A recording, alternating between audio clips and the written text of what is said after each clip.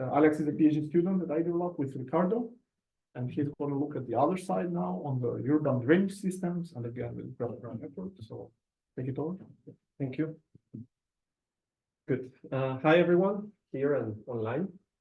We're going to talk about this part of the urban water networks, the urban drainage systems, which were called as the dark side by Ricardo. Already mentioned that they may have a more complicated dynamic. We also mentioned that it is important to consider time.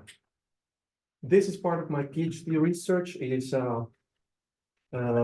one piece of knowledge. It is soon to be submitted. And in this part of research, I looked into the use of graph neural networks for urban drainage systems metamodeling. So let's begin with a bit the overview of urban drainage systems, just the general parts that we care about for the moment. Urban drainage systems are the civil systems that are in charge of collecting the water, the wastewater of the buildings that we use, and the rainfall water that it's collected in the street, and then it is conveyed through these pipes. So that's the idea, collecting the water and transporting it through pipes. And in the city, we have this interconnected network. You can already see it from the picture at the beginning. It may look something like this. And it's going underground, in which we are transporting this water. And as I said, we collect the water so that we avoid urban flooding, this overflowing of the system at the nodes. So that's the context, that's the motivation. We want to create better systems so that we don't have this happening. Okay, how do we usually do that? We simulate those systems in a computer.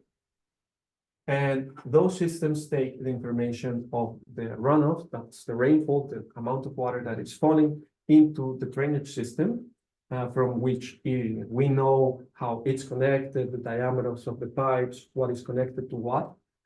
And through a computer simulation, in this case, we can use EPASwim, that's the logo of it. Through the computer simulation, we can predict what is the water level, how high the water will reach at the different nodes in the system. And since this is a time series of rainfall, at some point it starts raining and then it stops, we're going to have also a time series of hydraulic heads, which you can think of as the height of the water at each of the nodes. And we may have different combinations of drainage systems. We want to test different designs, or we can have multiple combinations of runoff of rainfalls. Some are stronger, some are under climate change conditions, and so on. And this may have an impact in the number of simulations that we want to do.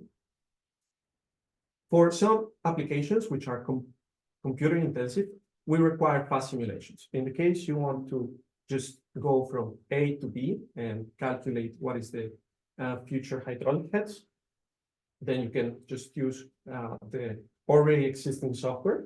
And this may take you, for example, 2 hours, let's say. But if now you want to run hundreds of different combinations and simulations, well, now it's 2 hours times 1,000 times 10,000 times 1,000,000. And that can be just not feasible. There is where the metamodels come into play, because with a metamodel, we can fast track this simulation. And now we can take, for example, 2 minutes. We would have an approximate simulation of the water depth, which won't be as accurate possibly as using the physics-based model, but at least it is much faster, so we can run multiple simulations. So that's the idea of a metamodel. And the idea recently is to use artificial neural networks.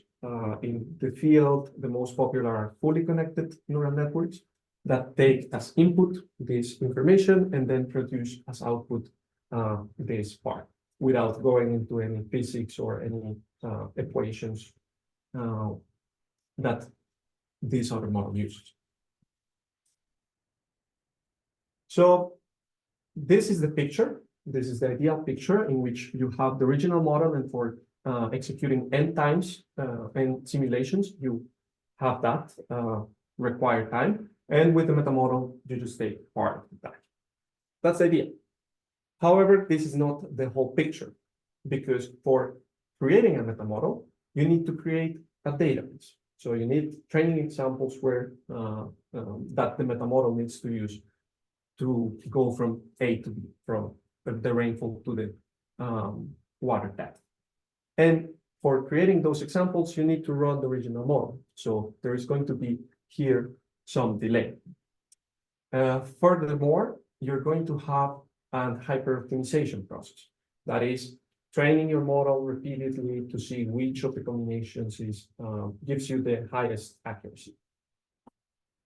And these two processes will take time of you. So you see now that the initial case with the two blue bars was very promising. You could save a lot of time, but now the time that you save is reduced because you have to go through those two processes. So the first problem is that developing a metamodel can be time consuming. You need to do those processes. And it can be a problem, but you may consider this gain in time, this time that you save, worth it, and you create a metamodel for your system. Okay, perfect. But now imagine that you want to create another metamodel for a system that is cross the street, or for the same system that was expanded or modified,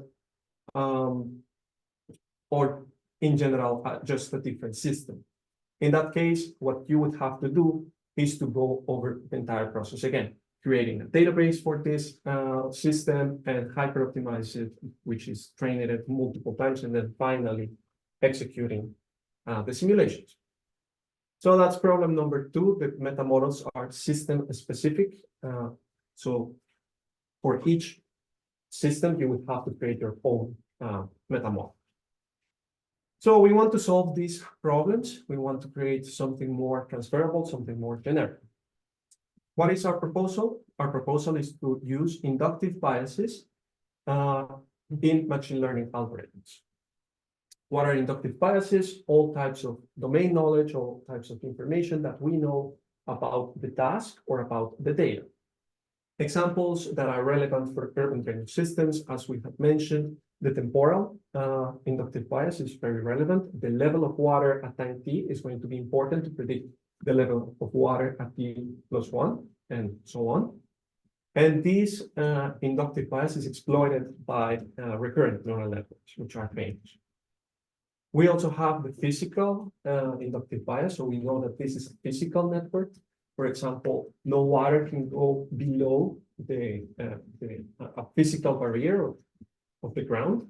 And once it is higher than certain level, which is the ground, then it's just going out of the system. So we also have a maximum and minimum. And there are also other types of physical biases, that physical inductive bias that we can exploit. And finally, the graph structure. It is one of the most relevant inductive bias. And in this case, we know that the system has a network structure. We know that the nodes are connected through pipes. So we want to also embed this information into the metamodel that we did that. With that, we took those three inductive biases and we created this metamodel that I'm going to guide you through from inputs going to the metamodel and then finally to outputs.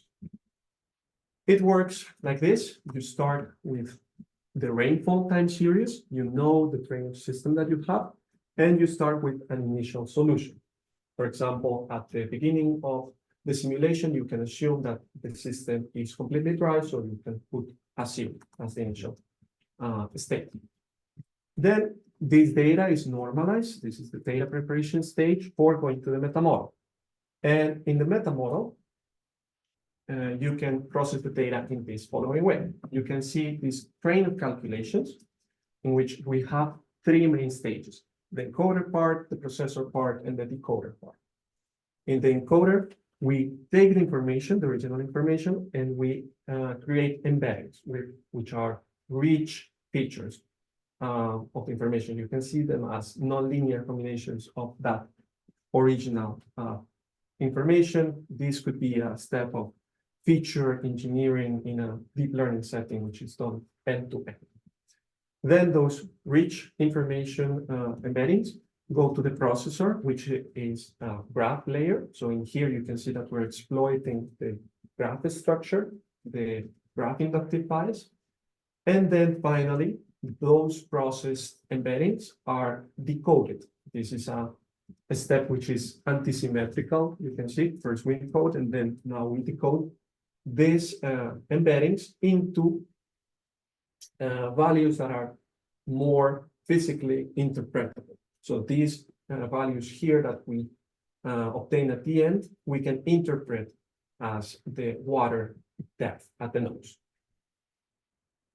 And finally, after post-processing step, for example, physical boundaries, so no negative depths and negatives above the manhole are also trained, we get to the final output, which is the future hydraulic head. So the hydraulic head or the water level at time t+1.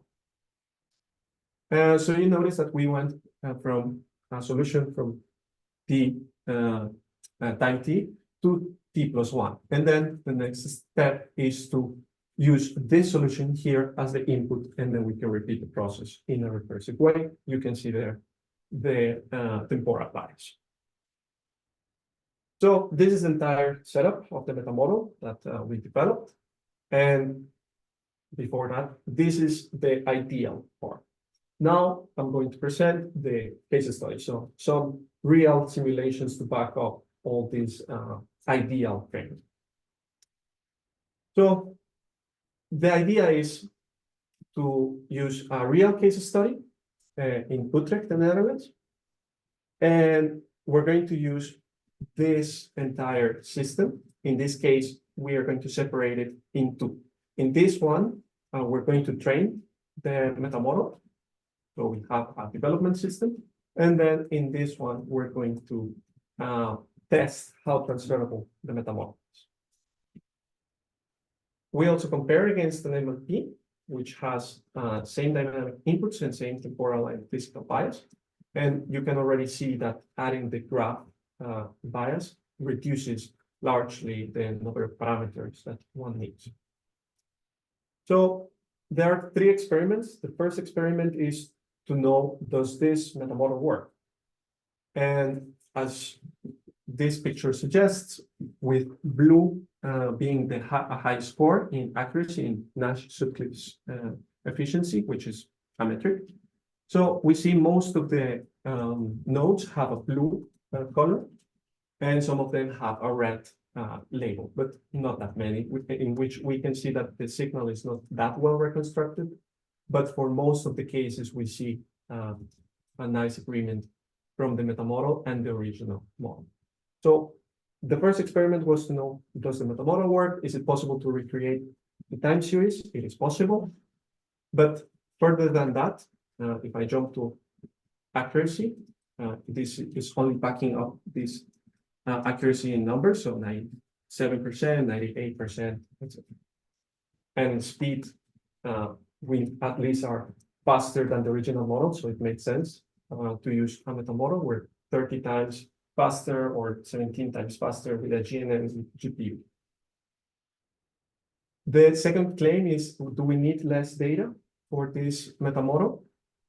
And if we plot the error with the size of the training dataset, we can observe that our GNN has less error for any number of training examples in a training dataset. So if we have 60 examples, we can have this type of error, which in comparison with an MLP, we would get a higher error. So we need less training samples. And finally, is our Metamodel transferable? Well, we started with this Metamodel that showed a high accuracy in this part of the system. And now without training, we go to the other part of the system. And we see that the accuracy is highly retained. There are some some nodes, of course, that do not have that good accuracy, which the signal is not well is not well represented or reconstructed. But we see that for most of the network, we maintain a high level of accuracy, which is also backed up by the numbers that we have. So 0.96% without any training, just training on the other side of the network, and then using the meta model in this part. There are some limitations, of course. There are more components that we want to meta model, and also adding now the flow estimation, which is what is happening in the pipes, how much water is being transported. So far, we only know at the nodes how high the water will be. So many future, many limitations or a lot of future work to be done. And to conclude, I just want to show the original picture with which we began. So we had this meta model, but we had the problems of the database generation and hyper-optimization that took time. We showed that our meta model with the inductive biases requires less training samples. And further than that, with the transferability part, we could scratch the database generation and the training. And that way we can get back to the original picture that we wanted. Yeah, thank you.